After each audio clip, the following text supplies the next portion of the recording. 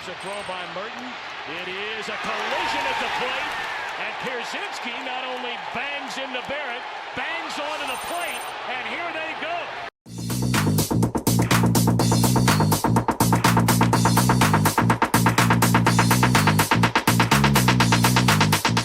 Hello again, everybody, and welcome back to this episode of the Crosstown Baseball Podcast. He is Matt Cannon. I'm Kevin Sullivan, and we are going to get right to it as we have plenty of good stuff to talk about today. This week, we are going to get started with the White Sox and everything they have been up to with the All-Star break and beyond. So I will turn it over to Matt to get us all caught up on what the White Sox are doing. Thank you, Kevin. All-Star Week was, I'm not sure how you feel as a baseball fan. The players deserve a break, and the All-Star game is fun. It's that Wednesday and Thursday, though, of the All-Star break is, kind of brutal as a baseball fan, because, we can handle a day off, but, having 2 days of no baseball is kind of hard, especially when both teams are doing well. It was I found myself oh man, Sox aren't playing tonight. Damn. It's crazy. It was the only day, the Wednesday after the All-Star game, where the 5 major leagues in America all were not playing. And that usually doesn't happen because the MLS is usually playing that day, but because of the World Cup, they hadn't restarted yet. Yeah. It was nice to miss baseball even for a couple days. Because I guess earlier you obviously have the home run derby and then you have the actual All-Star game. But speaking of the All-Star game, and I know you're going to talk about PCA and we'll talk about the game in general, but not the most exciting game. But as far as the White Sox went, Miguel Vargas hit a long home run for the AL team. And that was kind of it. So, I mean, our old friend Dylan Cease actually had a really good start for them. So, a lot of people argued that Miguel Vargas should have been considered for AL MVP for the All-Star game. I mean, and it's because of how big his home run was in terms of how far it went. I agree giving it to Bellinger, who actually had the go ahead RBI. But it was cool to see. It was cool to see Vargas on the big stage, and he's been very honest and open with the struggles he felt a couple years ago and where he is now. So it's a really good story. So I'm very happy. Getting traded from the Dodgers to the worst team in history, Sox, not just the White Sox, the 2024 White Sox, later in the season after he came over from a trade where we had traded actual kind of productive players. So he was coming to a bad team that was about to get a lot worse. Yeah. That was rough. Also, we hated that trade. Who did they trade for him? So it was a 3-team trade. And actually, I'm going to bring up someone else relevant this week. But it was a 3-team trade between the Sox, the Dodgers, and the Cardinals. The Sox traded Eric Fetty and Michael Kopech to the Dodgers and traded Tommy Pham to the Cardinals. And I don't remember who the Dodgers sent to the Cardinals. Then Miguel Vargas went back to the White Sox. But apparently, up until very close to the deadline, the White Sox were in talks of adding Jordan Walker to that deal. So we could have had Vargas and the eventual home run derby champ, Jordan Walker. That would have been nice. Yeah, I'm sure. But you know what? It's funny. We have Eric Fetty back, not quite as productive as he was, and Kopech has been injured, pretty much nonstop. So I'm not saying we won the trade because Kopech did help the Dodgers win the World Series that year. But it's certainly worked out better than what we thought it would have worked out a couple of years ago when Vargas was struggling. Is Kopech on an active roster right now? He is still a member of the Dodgers, and I think he has pitched this year, but I have no idea if he's active right now or not. I was going to say, that's a guy whose career has definitely not gone the way they thought. No, and, it's important to remember with this young White Sox team and bringing up all these prospects. I think it was either today or yesterday, was the 7-year anniversary of Yohan Moncada's first game, and he was kind of the first like can't miss prospect of that new era. And just, knowing him and Eloy and Roberts, like I'm excited about a lot of these prospects. I'm obviously excited about, Rock Chalesky, and obviously Colson Montgomery, who's produced, and Braden Montgomery, who's produced, and Kyle Teal, who has produced. But I always have to kind of have one foot, out the door as an abundance of caution to not get my heart broken again. Speaking of good players, Davis Martin has been good. He had his first start of the second half, 5.2 innings pitched, 4 hits, 1 earned run, 5 strikeouts, a couple walks. They did lose 1-0, unfortunately. That was really good to see from him. He after being absolutely incredible the first 2 months of the season, kind of struggled a little bit in June and early part of July. So I think he needed the break. So I'm very happy about that. But then our best pitcher of the last month has been good again. Sean Burke had a really good first start of the second half as well.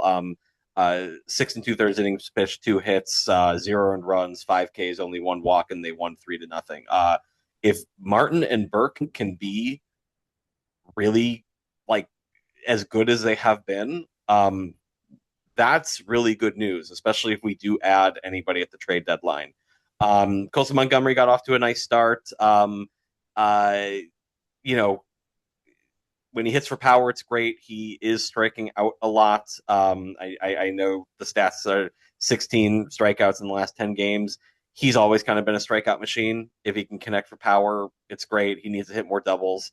And I think his back has been nagging him a little bit from what I have read. So hopefully the break did him nicely, but we'll see.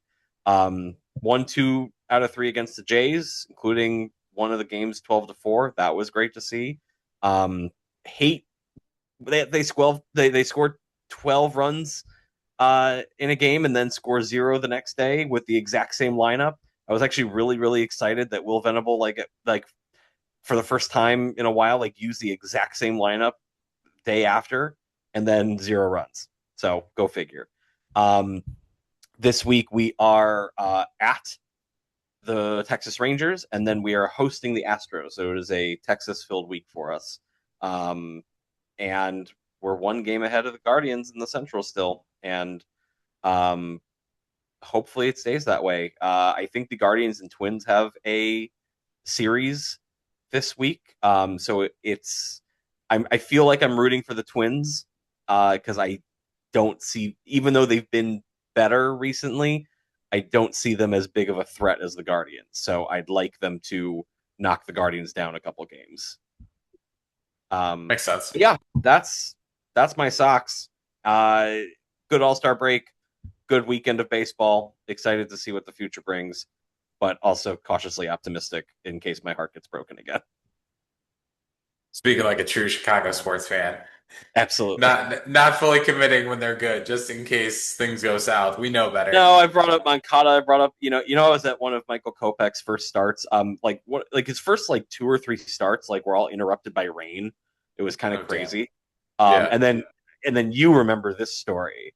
This is a very famous story in our friendship, that I was out doing something, not paying attention to the Sox game happening, and I get a text from you saying, "Oh my God, man, I'm so sorry." And I thought someone died. I'm like, did someone we know die? And did you hear about a family member of mine dying before I did? And it turned out it was that just Michael Kopech needed Tommy John surgery. So I was like, okay, that sucks, but I'm really happy it's that instead of a death in the family or whatever Kevin was texting me at that point. I don't remember doing that, but that is funny. I think it was you and one other person I know, both texted me within 5 minutes of each other, and I didn't see them both until a little later, and I panicked and I was like, "Oh, it's just Tommy John surgery for Kopech." Oh crap! It's Tommy John surgery for Kopech. Oh, that's funny. that's my Kopech story. But yeah. So listen, I'm hoping that this core is already, at least a little more interesting than the last one. So I'm hoping, and they're still looking pretty good. So we'll see what the second half brings. Yeah. I think they have a good young core. They have some other pieces still coming. They got Rock Chaluzki. Iluski, yeah. Thank you, Rob Yes, Manfred. yes. Thanks, Rob Manfred. God, I still can't believe he did that. That's still just hilarious to me. Yeah, well, he's But not the biggest idiot of the week. We're gonna get to that. oh no, don't worry. We're gonna get to that. Don't you worry, folks. We have a great segment here coming up. So now we get to the Cubs and what they have done over the past week. So obviously the All-Star game, a big portion of this week. The Cubs sending only one representative, and that was center fielder Pete Crow Armstrong, who made it as a reserve for the National League. Unfortunately, I think that's really because he didn't have a surge until like very close to the All-Star break. And then the Dodgers fans just like stuffed the ballot box I like they mean, always do. they always do, and even the Blue Jays did that this year. It seems too. Well, I mean, Ernie Clement was the top vote getter in the American League. I Yeah. We talked about it last week. I think this fan voting just needs to I think it is fine that you can do fan voting for all-star spots, but I do not. I think the starters and the lineup should be selected by the managers. Okay, but what are they? Here's the problem though. Too many guys are opting out. And like the game is good, like the players are trying, but it's mostly substitutes. And that just takes away from it. And I understand like guys have injuries, it's the only extended break you get all season. Well, who I got hit? get Yeah, who that. got hit in the hand during the game? I don't remember. Junior Caminero. Right, and I mean, Yeah. thankfully those X-rays were negative, but man, that would have sucked. Yeah. Could you imagine? I bet he would like never appear in an All-Star game again if his hand No, was broken. No, there no, is a and risk because like you're yeah, still playing the always. game. Obviously there's a risk, but I think like most All-Star games, I think the baseball one might have some issues that they need Yeah, to resolve in order to keep fans interested. Anyways, back to the Cubs' involvement in it. PCA did record one of only 3 hits for the National League. It was a single. So good that he did something productive for a team that did not do anything productive, really. It was a pretty boring game, to it be was pretty honest. boring. It was, Yeah. I honestly had turned it off by the time Vargas hit his home run in the Mhm. later innings, and I got a text about it, so that was cool. But yeah, you know, and the AL it's so funny. The AL, as we've talked about many times, they're the worst league this year, and yet they always seem to win the All Star game. Um, Mhm. yeah, that was a pretty boring game, but good pitching, some timely hitting from the AL, and that's all you can ask for, I guess. Yes, yes. So unfortunately, the National League does get shut out in the All-Star game. The American League goes on to win. Doesn't really mean anything anymore, thankfully. This Good. does not determine home field advantage in the World Series. That was honestly one of the dumbest things baseball's ever done. Yeah, that was, and so it was just the AL for 10 years. I mean, That's what because the last year was 2016. yeah, That was the last year they did it. So that's why Cleveland had home field advantage in that World Series. And yeah, I'm glad they did. Otherwise, I don't think the Cubs would have won. yeah. I mean, you don't want to change anything now, but yes, it's stupid that that's why it was in Cleveland, and even why the White Sox had home field advantage in 2005 as well, even though we didn't need it because we swept, Kevin. Right. That's what you do when you're a really good World Series team. Okay. God, You know what? not It's throwing not shade as against the easy. 2016 Yeah, Cubs. yeah. You know what? You It's not know, as easy for some of us. Okay. you Okay. didn't So have what? 4 complete games. That's fine. That is insane. That stat is absolutely insane. We'll That never will see that never again. ever happen again. But I Not in digress. this. Any, yes. I am So very excited for you to get to this next segment here. okay, so he's chopping at the bit for this one. So we're going to discuss Cubs beat reporter Bruce Levine, Bruce Levine, who is a beat reporter for 670 The Score, Yeah. right? Yeah, for 670 to score for the cut or whatever it is now. It might have changed. Whatever. It is. He's a beat reporter for the score, and he also appears on the Marquee Sports Network as a contributor pretty regularly. I see him on there pretty often. Over this past week, Bruce Levine apparently confused Twitter and a text message.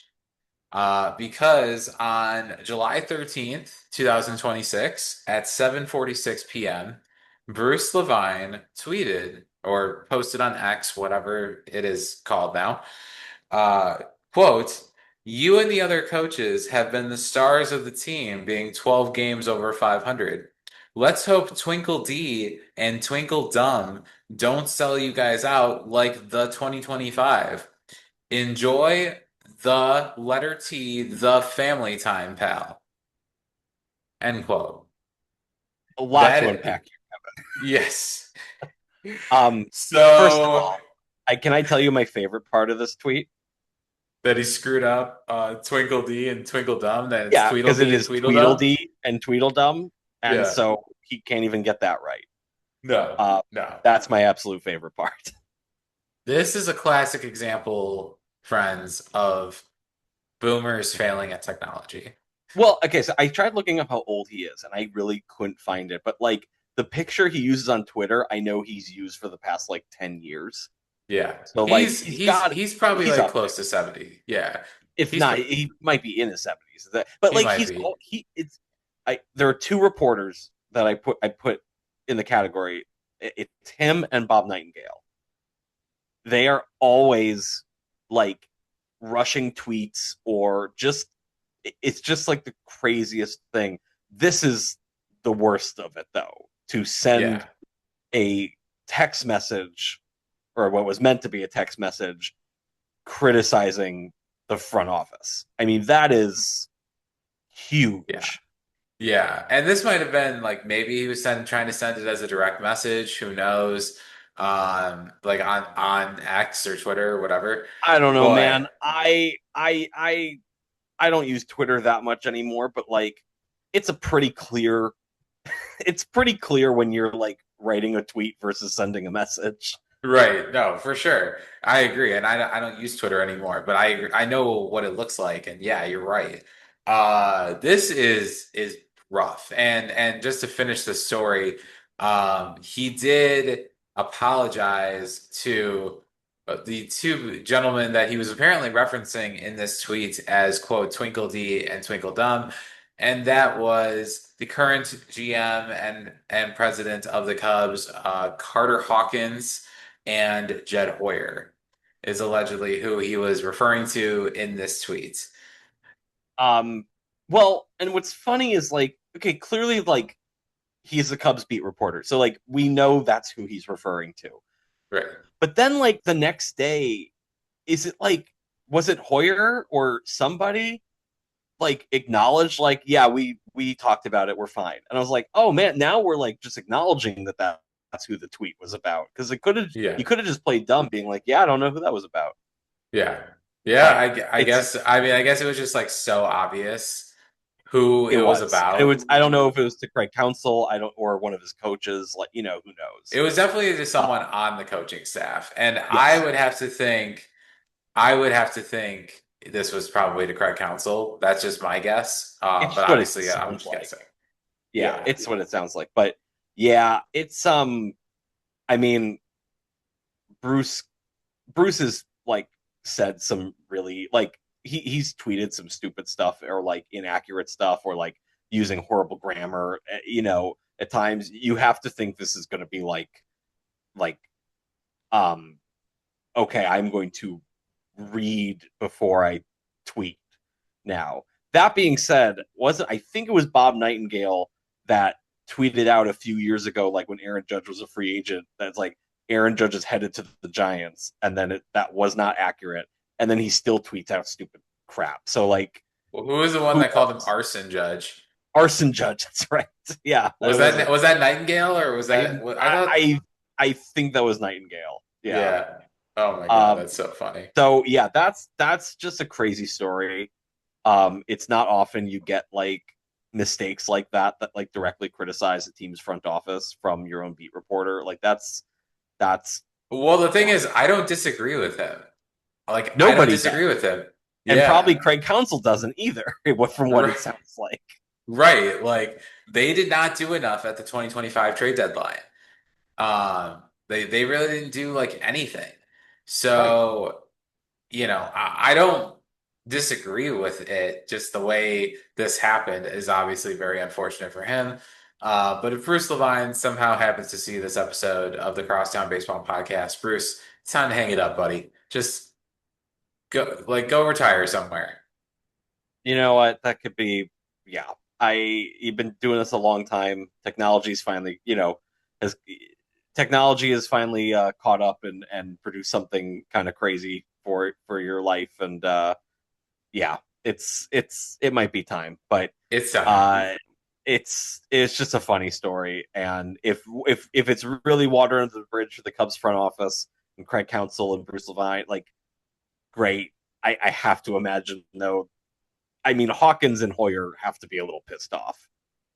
I'm sure they are. I'm sure they are, but like he's also like entitled to have an opinion, Like Yeah, that's like he shouldn't have posted it, obviously, and I'm sure he feels really bad that this is how like it happened. But like things like this get said about people in the workplace all the time. yeah. Well, and So it's an interesting dynamic. It's a little bit of a look of like what Counsell or the coaching staff might think of Hoyer and Hawkins, because like if Levine is like comfortable enough to tweet, twinkle dee twinkle dum to the coaching staff or Counsell, like there's probably been some private frustrations shared between right. them. That's probably true. That's probably And true. listen, I agree with you. I would agree with Counsell of like they pay him to be the highest paid manager in the game, and then don't back him up at the trade deadline. Right. Last year. So I hope for his sake and your sake and all the fans' sake and for Bruce's sake now, that this year is different. Well, let's hope. Time will tell Yeah. as the trade deadline is approaching, and we will get to that later on in the episode. Some other notes for the Cubs. Alex Bregman is finally starting to heat up. He's been hitting the long ball a little bit more recently, driving in some runs. He's got 5 homers, 23 runs batted in over his last 30 games. Good to see him finally hitting a stride here. He got off to a pretty cold start. I think it was a kind of a case of him just trying to press a little bit harder to live up to that new contract that he got over the offseason with the Cubs. So good to see him starting to return to form. Jamison Tyone is returning in the series that's happening like right now. The Cubs facing the Tigers in at Wrigley. So Jamison Tyone returning to the rotation. I also saw Edward Cabrera will be hopefully returning in mid-August. Ben Brown, they're taking it slow on. Justin Steele, they're taking it slow on. So they had a slew of injury updates with all the guys that are on the IL right now. They did acquire Aaron Savali from the A's. They activated him earlier today. So, and then they also placed Phil Matan on the IL. And there was another roster move, but I'm blanking on what it was now. It's too much to keep up with them, it seems. Yeah. You got to check, like, I have to check the transaction wire like every episode with them just because there's always people going up and down with all the injuries they have. So good to see some guys returning to form and other guys coming off the IL. Let's hope that continues here. Over this past week, the Cubs won 2 out of 3 against the aforementioned Minnesota Twins, including a 10-1 rout. Against them. So good to see a good start to the second half of the season. As I mentioned last week, I was very much rooting for the Cubs with that series. So I thank you for winning the series. Yes. Yes, you're welcome. When you have to play the Brewers, return the favor. Uh-huh. That's all I ask. I think that was, unfortunately, I think we opened the season at Milwaukee, Okay. and that's when we sucked. So sorry about that. Damn. Well, oh well. That's okay. This upcoming week, the Cubs will host another AL Central team. The Detroit Tigers come to town. That game is happening right now as of this recording, the first game of that series. And then they will travel to Pittsburgh to take on the Pirates later this week, a city where they notoriously do have pretty good luck. Ian Happ loves to go off in Pittsburgh, so maybe we'll see something out of him. Taking a look at the standings, the Cubs are currently 6 games back of the division-leading Milwaukee Brewers in the NL Central, and they are 4.5 games ahead in the NL Wild Card. So Cubs hanging in there. They still have a playoff spot. Um, that division is getting tougher and tougher. They need to make a leap sooner than later.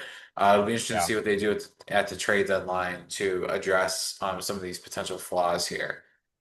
Well, and if people can get healthy too, then maybe that can be a boost because you know those injuries are insane. Yeah. Yeah, it is pretty insane. They've had a lot. So we'll see what happens. But yeah, good start to the season. Let's hope they can keep it going here. And now turning our attention to the rest of MLB. As you mentioned earlier in the episode, Jordan Walker of the Cardinals was the winner of the 2026 Home Run Derby. This year's format went kind of back to the original, but still slightly altered format where it was based on the number of swings rather than the number of outs. I enjoyed it. It was exciting. Um, it was good to see a new guy win it. I kind of wanted to see Schwarber win it as a Cubs fan. I did like the all 2016 Cubs semifinal of Yeah, Kyle Schwarber versus Wilson Contreras. That was nice. But it was a good event. I think yeah. Netflix learned some lessons from its opening night game. I wanted to chat about Netflix for a Yeah, sec. First of all, I was yeah, very happy that Murakami got out in the first round. Selfishly speaking, it's fun to see him, but go rest. He hasn't looked 100% yet since coming off the IL, so I'd like him to rest.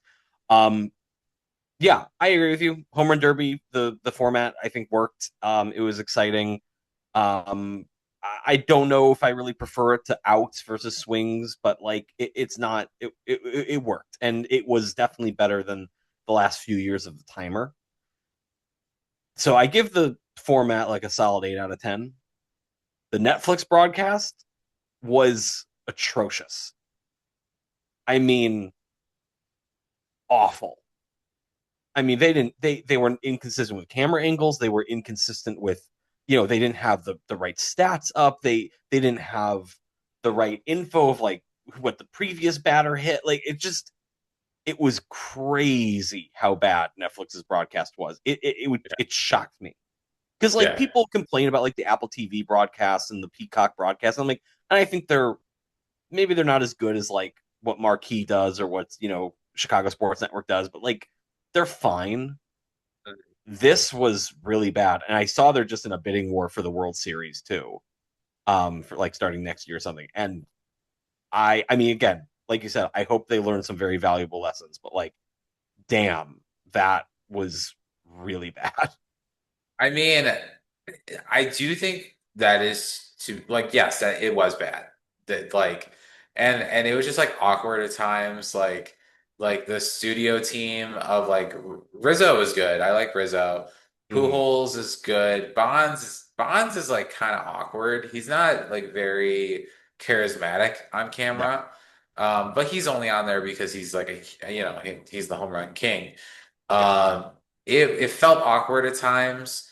Uh, they did tone down like the Netflix, like integration, I guess, into the uh-huh. broadcast a little bit. But then they had like some Will Ferrell segment that was weird.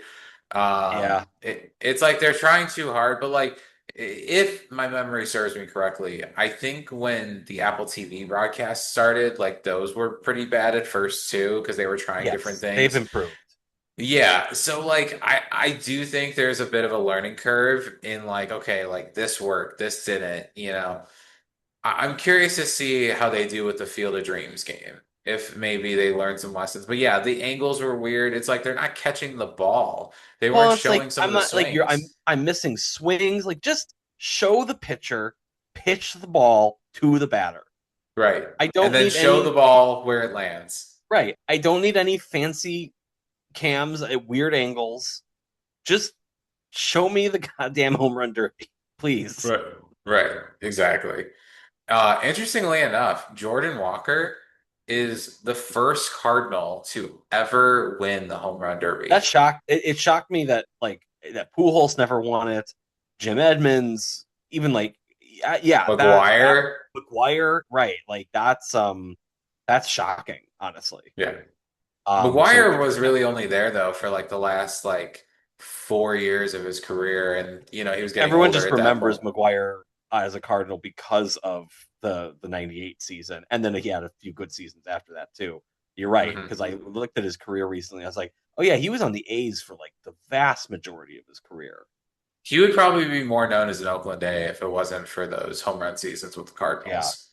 yeah. Yeah. But yeah, I was shocked. Yeah, him or Pujols like never won that. So good for Jordan Walker. I know Cub fans don't like the Cardinals, but like it's he put on a really good performance. He did. He did. And, he's worked hard. I know he struggled to get to this point. Like, it's good to see him finally having success, even if he is on the Cardinals. Uh-huh. You know, I'm sure I won't enjoy it when he's destroying the Cubs, but, for Right. this, it's cool. For this, it's cool. We kind of already talked about the game. The American League won 4-0. Cody Bellinger, former Cub, won MVP of the game. Um, yeah, it was a pretty boring game. I watched it, but I was just like, yeah, this isn't going to be memorable at all. Um, it was just okay. Again, it was good pitching, some timely hitting from a couple people on the AL, but like, yeah, it's when pitching is so dominant and you know a whole team of all-stars can't really find the ball, like, yeah, it's not the most exciting game to watch. It pulled in some good ratings, but I mean, no Shohei Ohtani, no Aaron Judge, no Paul Skeens, no Vlad Guerrero Jr.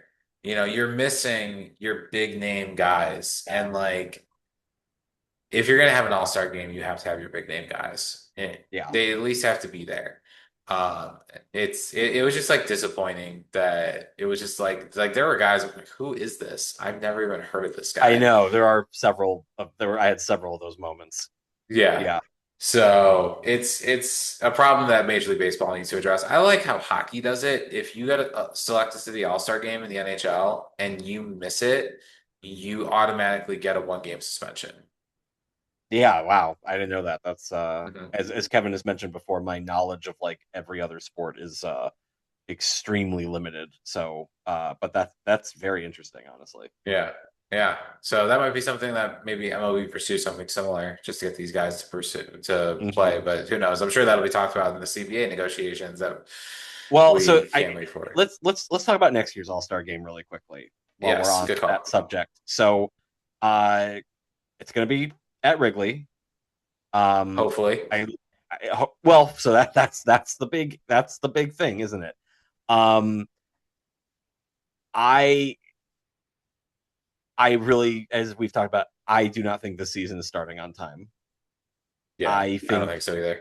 I think the players union and the owners are going to be so far away on a compromise that I think we'll have baseball by June or July. I really do. Yeah. I really don't think they'll let it get there.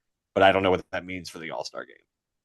Yeah, probably no All-Star game. I mean, there's You would really no think. point in having it. God, the Cubs have waited so long to host an All-Star game. And of course, they finally get it when it could potentially not happen. Yeah. I mean, like Wrigley Field and Fenway Park need to be in the regular rotation for the All-Star game. Yeah, Like at this they point, I are mean, the, I remember they were just waiting for Wrigley to make like renovations. I think it was to the visitors clubhouse was like really not up to par. yeah, And which then they that have. finally happened. Yeah. Yeah, the whole ballpark has been renovated. Like they've Yeah. touched pretty much everything. It's ready to host an all-star game. And the big thing was like security. And I know they've had to like widen a sidewalk and like install those like security bollards. That was a big thing, and there was some tension with the city on that. But they got it done. I am not very hopeful that this game will happen in 2027. I do think the Cubs, I think they'll take care of the Cubs and they'll get another All-Star game if it I doesn't happen agree. next season. But I would be very disappointed if it doesn't happen next season because the Cubs haven't hosted it since 1990. And trivia question, who won the home run derby that year and how many home runs did Oh, he hit? it was Ryan Sandberg. It I was don't know Ryan how many home Sandberg. runs. I don't know how many home runs he hit, but I know he won the home run derby. He hit 3 home runs. That's it. He hit 3 home runs and he won the home run derby. The wind was blowing in very severely when they were doing it. Wow. And yeah, nobody was hitting home runs. He hit 3 home runs and he won. Isn't that insane? Switch to aluminum bats then, like your idea. Yeah. Damn, that's But can you wild. imagine if whenever the home run derby happens at Wrigley, if the wind is blowing out? Oh my God. I mean, but I just imagine a scenario where like, oh my God, Chicago, whether it be Cubs or Sox hosting an all-star game. I got tickets to the home run derby. This is going to be amazing. Oh my God, I got outfield seats and then 3 home runs. Wow. Yeah. Yeah. Could you imagine? That's wild. So, I yeah, I really hope this happens for the city of Chicago. What's funny is if this game is delayed and let's say because I think does 2028 have an all-star game host already? They it might. does. But like I should have pulled let's this. say they let's say they host in like 2029 or 2030. Uh-huh. The White Sox are pretty much guaranteed to host in 2033 because it's the 100th Yeah. anniversary. Whether Well, it be at Rate Field or if they have a new, hopefully they have a new ballpark by then. I was So gonna it's say, kind of Chicago might actually be hosting 2 All-Star games in a matter of like 4 years. which would be That's pretty cool. wild. I mean, it's taken forever for the Cubs to get one, largely because Wrigley Field was so outdated. But that would be awesome. Like that should happen. Yeah, That'd be great. Hold on. I'm I just mean that. looking to Yeah, Chicago see. will be. I feel bad. Someone posted on Reddit the other day after it was announced, and someone was like, I'm gonna get a hotel room, booked in advance because I want to go to the All-Star game. I'm coming in from another state, blah blah blah, and all the replies were like, "Oh, you poor child, do you really think this All-Star game is happening?" Literally though. Like Yeah, seriously. I honestly don't think it will. I'm trying to find where like I don't think they've the officially announced it yet, but it's like one of those things of like it might be understood that someone has it for 2028, but like maybe they do push everything back a year. Maybe they oh, they here we the go. Cubs do host in 28 and whoever got it for 28 does 29 instead. I don't know. Here we go. 2027 Wrigley Field. Oh, maybe that is all they've announced. Huh. I Yeah. think there's rumors. Okay. Maybe that's what I'm thinking of. Yeah, but in any case, what do you think of the logo? I mean, it's fine. I think it's good that they incorporated the marquee into it. I don't love that like there's like the MasterCard logo on it. I hate that. Like I hate that's come on. Does everything have to be an ad? Someone shared like I think it is, I don't know if it was like 2006 or 2007. It's whenever Pittsburgh hosted the All-Star game, and it's this like beautiful artwork of like the view from PNC. It's just like it's so good. And then just so the Cubs, for historic Wrigley Field to be finally hosting an All-Star game for the first time, this century, and it's just a little bit of the marquee and like a single Chicago star Yeah. behind it. Like It's very plain. it's very plain, and I don't like, and I was very disappointed about it. Yeah. I don't know what's up with like the lack of creativity in these. They probably just used AI or something. It's about like trying to make it appeal on like a thumbnail, whether it be a YouTube video, an app. Like that's what I mean. Literally, this is what I learned about in college of like we need to make everything readable and simple and frankly boring because that's what reads. If you make all the intricate details of the Chicago skyline and the ivy and everything, it's going to be too little to read on an app, on a thumbnail, whatever. So it's sad, but that's the reality of the world now. Yay. I love it. One last trivia question, and then I'll move on. Can you tell me the two current stadiums besides where the A's are playing temporarily that have never hosted an All-Star game? Well, one of them's Tropicana, I'm One sure. of them, yep, one of them is Tropicana. What's And the the other other? one has to be Texas hasn't hosted an All-Star game, have they? They They hosted the have World Series. actually. They have? Oh, okay. They did host an All-Star game. Maybe that was like a couple years ago. I don't know. I've been out of it. What's the other one? Yankee Stadium, the Oh, new that's one. surprising, actually. The last one in New York was 2008. The last year of Oh, the so old Yankee the Stadium. last year of Old Yankee. Okay, that's Yeah, interesting. yeah. I'm sure they Some will get other. one soon. Oh yeah, they're one of the teams that's rumored. I think the Red Sox are rumored, and the Orioles because it's been a long time.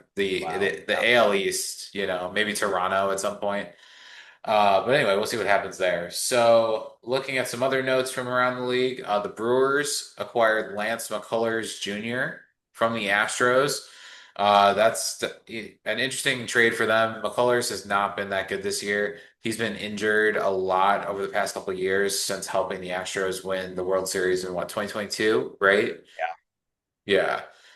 So it'll be interesting to see how that works out for them. Obviously, we know how Milwaukee is with pitchers. They seem to be able to reclaim them no problem. So So Milwaukee's in the same category now as like Tampa, of like it's never good if they want one of your pitchers that hasn't been good because they see something that can be fixed. yeah, And he might be really, really good. But we'll see. I'm curious. He's been an all-star pitcher in the past, so and he's been an ace, so we'll see what they can do with him. yep, yep, absolutely. So we'll see how that plays out for them. The Red Sox winning streak have reached 13 games. They are red hot, even post It All-Star makes break. it makes me as a White Sox fan feel so much better about how terrible the Sox looked against them the week before the All-Star game because the Sox that was like one of the worst that was the worst series that we've had since the beginning of the season. But it makes me feel better because clearly something is clicking with them and nobody can stop them at the moment.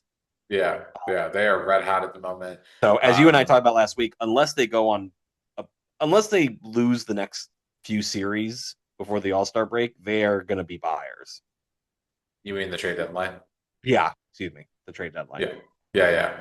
No, absolutely. I think they've gone from sellers to buyers because of this, in all honesty. So it'll be interesting to Wild. see what they do. And then speaking of the trade deadline, that is approaching August 3rd this year, a little bit later than in years past. Who do you expect to move this trade deadline? White Sox apparently have shown interest in um, I know Reed Detmers from Anaheim is a hot commodity right now.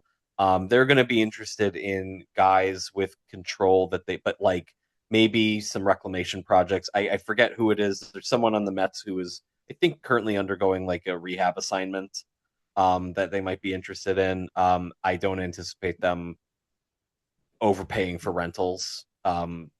But again, the Red Sox being good kind of took away a couple obvious candidates in like Sonny Gray, Aroldis Chapman. Um, if you are a seller, you might be getting some calls from like it feels like 25 teams. It feels like 5 teams are like legitimate sellers, and every other team might even the ones with like losing records in the AL are like within striking distance at least of like a wild card. So it Yeah, could be a wild deadline, honestly. I think so. I think the Mets are going to have a fire sale. I think they're going Yeah, to sell off. I know there's a few guys they mentioned that are off limits. Francisco Lindor is not one of them. I definitely think he gets moved because I think him and Juan Soto are just not getting along. apparently Luis Um, Robert was not on that untouchable list, by the way, which is just yeah, like he wasn't. um Shea Langeliers, catcher for the A's, he was just in the yeah. All-Star game. I think he gets moved. Mason Miller, I've heard his Yeah, name thrown Mason out Miller's a big there. one. Yeah. God, I'd love to see him in a Cubs uniform. God, He's gonna he's be a so good. real hot commodity. I think you're gonna Yeah, have to overpay a lot to get him. So yeah. we'll You always, see. I feel like you always have to overpay for closers. Yeah. Well, I'm thinking, listen, what's the most I've ever texted you in a single day probably was the day the Sox got Craig Kimbrell from the Cubs for Nick Madrigal, and that was at least at that point was like a big overpay. Yeah, Didn't really work out for either team in the end, but whatever. yeah, yeah. Man, it seemed like such a big deal at the time, and now both guys are like, well, Madrigal's out of the league. I don't think he's Yeah, and playing anywhere. Kimbrel is it's. I mean, he's never Barely going to hanging see the on. field. Yeah. Yeah. So yeah, some good news. I'm excited for. I love the trade deadline. That's like my favorite Oh, part of the year. it's listen. There's going to be two exciting days like this in this calendar year. It's going to be the trade deadline, and then it's going to be whatever day before the lockout starts in like December, Yeah, for real. and For it's going to real. feel like a second trade deadline. But we'll see. Yeah. Yeah, God. Oh my God, please get a deal done. I don't want to lose the season. I don't That's all either. I ask. I love baseball too much. Anyway, now we'll move on to our baseball at the movies segment this week. And this week we are looking at the hit movie A League of Their Own. A League of Their Own was released in 1992. It stars Tom Hanks as Jimmy Dugan, Gina Davis as Dottie Hinson, the catcher, Lori Petty as Kit Keller, the pitcher, Madonna as May Mortabito, the center fielder, and Rosie O'Donnell as Doris Murphy, the third base woman. Right. A little, I mean, I guess, right? Yeah. I want to be correct. So the synopsis of this movie: as America's stock of athletic young men is depleted during World War II, a professional all-female baseball league springs up in the Midwest. Funded by publicity-hungry candy maker Walter Harvey, Gary Marshall, competitive sisters Dottie Hinson, Gina Davis, and Kit Keller, Lori Petty, spar with each other. Scout Ernie Capadino, John Lovitz, and grumpy has-been coach Jimmy Dugan, Tom Hanks, on their way to fame. This is the most successful baseball film of all time. It made $132.4 million at the box office, which is more than Field of Dreams and Bull Durham combined. And as for Rotten Tomatoes, it received an 82% critic score and an 84% audience score. So pretty highly rated I was across the just board. I was just double checking. It's like, did it really make more than Moneyball? And the answer is yes, because Moneyball made 110 million at the box office Wow. Yeah. worldwide. So A League of Um, Their Own is the most successful baseball film of all time. you can see why it's really like it's it's good and it's really goofy at times, but it also tells like a compelling story. So It's you can just heartfelt, it's historical, and you're right, it's got those moments of levity too. oh, I mean, like John Lovett's character at the beginning is just a cartoon. I Yeah. mean, like I mean, and he's currently, I mean, he's playing it like he might as well be smoking a big cigar, like like yeah, see, like he's just and he's just being the most awful sexist guy on the planet, like, and everybody is at this in this movie who is a man is like at one point the most awful sexist guy on the planet. It seems like everybody has moments of like, oh my god, I can't believe he just said that. Yeah. Um, but you can see why this was a big hit. Also, like Tom Hanks was like this this was right before he won his two Oscars. So like this was like just in the peak like beginning of his like ultra stardom. So it was a really good move for him to be in this movie. This is like right before Forrest Gump and like Apollo And 13, Philadelphia and all that. Yeah. Philadelphia, yeah. Um uh yeah, I mean, well, all right, I want to hear your because I think you have seen this movie more than I have. I watched it for the first time in quite a long time for this podcast, but you have seen it more than me. So I want to get your thoughts first. Yeah, so I've seen this movie a bunch of times. I think because I have, a sister and mom who are into sports, and my sister played softball. My mom's always been into baseball. Like we watched this movie a lot growing up. Um, I think it's a really well told story. I think it's has a great cast. Mm-hmm. I mean, just a ton of star power, and I think they portrayed it as historically accurate as they could, and I think it's just very well made. The baseball scenes like they seem believable, and I know when I was reading up on the movie, like a lot of the players did their own stunts. Even like Gina Davis did like most of her own stunts. Yeah. and like they were the ones like actually playing the game. I did see that they had to move Madonna from third base to center field because she couldn't field a ground ball, apparently. That's funny. You do see a Wrigley Field cameo in this movie. Oh, Uh, it's I feel like it's more than a cat. I mean, it's a big set piece of a movie. It feels like of I mean the only tryouts. only for that first scene for the tryouts. It was I don't know. It was a longer scene than I remembered it. Maybe that's Yeah. why I'm thinking because like I was like, oh, and Wrigley's just really showed off in this movie, and then but it's Harvey Field, right? Yeah, they dress it up as Harvey Field, and it's funny because you can kind of see that the lights, you can see like the stanchions of the lights, and like those weren't there at that point. Right. Yeah. And which I found interesting because like they don't shy away from it being Chicago or the Chicago Cubs. I mean, the Walter Harvey is the Cubs owner. Jimmy Dugan is the former, Cubs player. Hmm. Um, but they needed to not make it Wrigley Field for some reason. But I'm sure it had Right. something to do with, you know, who knows? I mean, movies have to go through so many licensing things, but it's funny that they got permission to film there and like the Cubs are like a prominent mention, but they couldn't actually use the name Wrigley, Well, the Walter Harvey is like based on PK Wrigley for which sure. is probably It's why, right? They probably didn't want Yeah, someone to actually play Wrigley. right. Exactly. It's just easier to kind of like make it like a more like fictional character, but encompassing him. But no, I mean, I mean, the scene where like there's no crying in baseball, that is an amazing scene.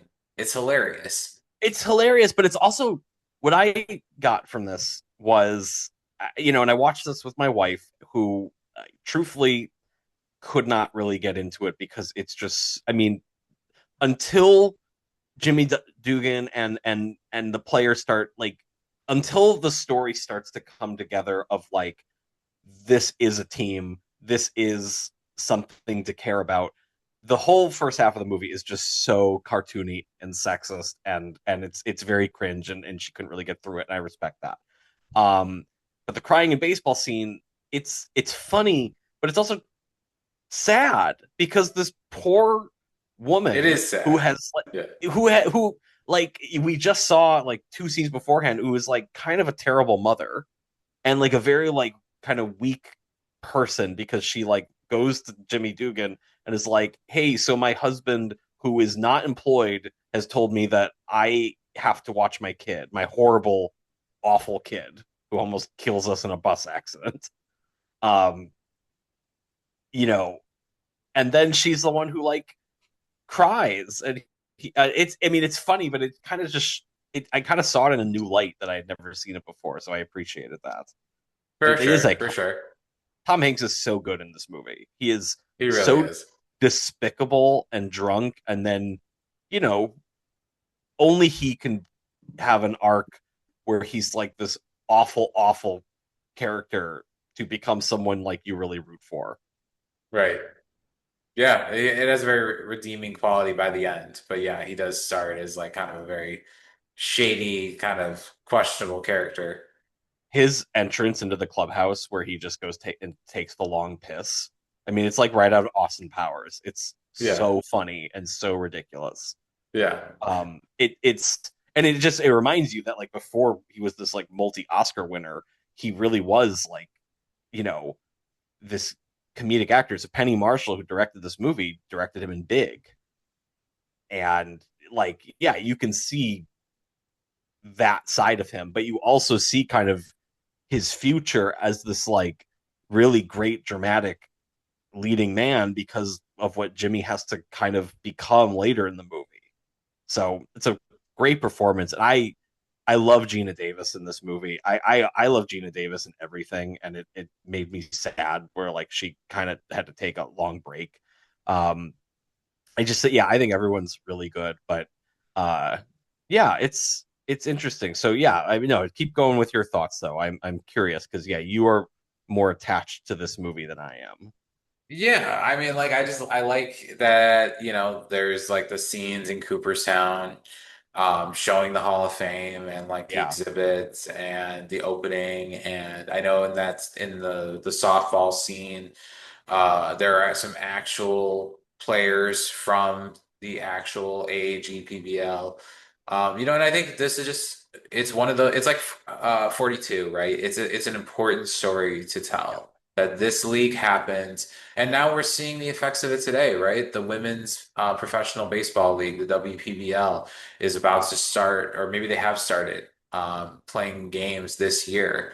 And like that's great to see. Like I would love to see the game grow where, there can be a professional women's league that is successful and draws crowds and all of that. Because I think that ultimately grows the game. Listen, one Just day I still hope there's a woman Major League Baseball player, and yeah. we should talk about the series pitch at some point because it Oh there's yeah, we should. I'll the add that to the fictional. list. Yeah, it's only 10 episodes. It was sadly canceled after one season, but it And reminded it's me of such a that. But shame because it was a great show. great show, and it ended on a Yeah. cliffhanger. But we'll add it to the list. Yeah. I'll have to find it and rewatch Yeah, it. it's on Hulu, I think. So as for my rating on this, I'll go first this time. I'm gonna say I'll give this one 4.5 Italian beefs out of 5. Cool. Um, Yeah. I'm going lower than you, and it's not because Okay. I didn't enjoy the movie. And I understand that everyone needs to act sexist and dumb and everything at the beginning so that we can have our character arcs and grow as a team and grow as a society. I did think it just like was so much of it, and and and I know that's pretty unfortunately accurate to what the time period was too. The movie just takes a long time for me to start really liking it. I think the second half of the movie is really, really good. So I'm actually going to give it a 3.5 Italian beef. It's one Okay. that I think is really good. I think when it's really good, it's really good, and when it's not, I'm just not super into it. Yeah, that's totally fair. It's it's maybe not for everyone. And there are parts that they could have done differently. Yeah. But yeah, that's fair. That's fair. Did you know there was a streaming series remake of this a couple years ago? I don't I remember what did, on. I think it yeah. was Amazon Prime. I did watch it. It was good, but it also didn't last very long. I think it was only like one season. Yeah, so that's funny how that works, huh? Yeah, I feel like that's always how it goes. It's like these shows just last like one season and then they pull them. Yeah, so I've been meaning to watch it. So watching this movie again made me maybe I was like, oh, maybe I'll track down the streaming series and see how it is. It was nice. I mean, it was good. It was nice to like go into more of like their stories and like how they became baseball players and all Yeah, that. very good, I very watched good. it a few years ago.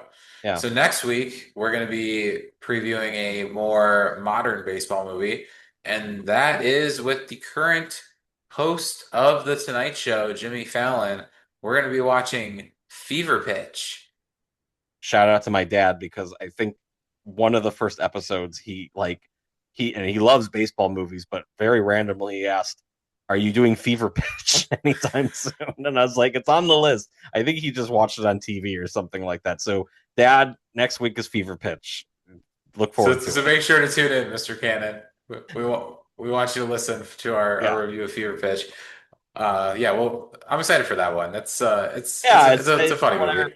from what I remember, it's pretty cute. So, yeah, it should be good. Yeah, absolutely. So tune in for that next week. That will do it for this episode of the Crosstown Baseball Podcast. We greatly appreciate everybody tuning in. Make sure to follow, like, subscribe on YouTube and Spotify at Crosstown Baseball Podcast. We can be found there on Facebook and Instagram as well. That'll do it again for this week's episode. Make sure to tune in again next week. For Matt, I'm Kevin. And remember, as always, go Cubs. Go Sox.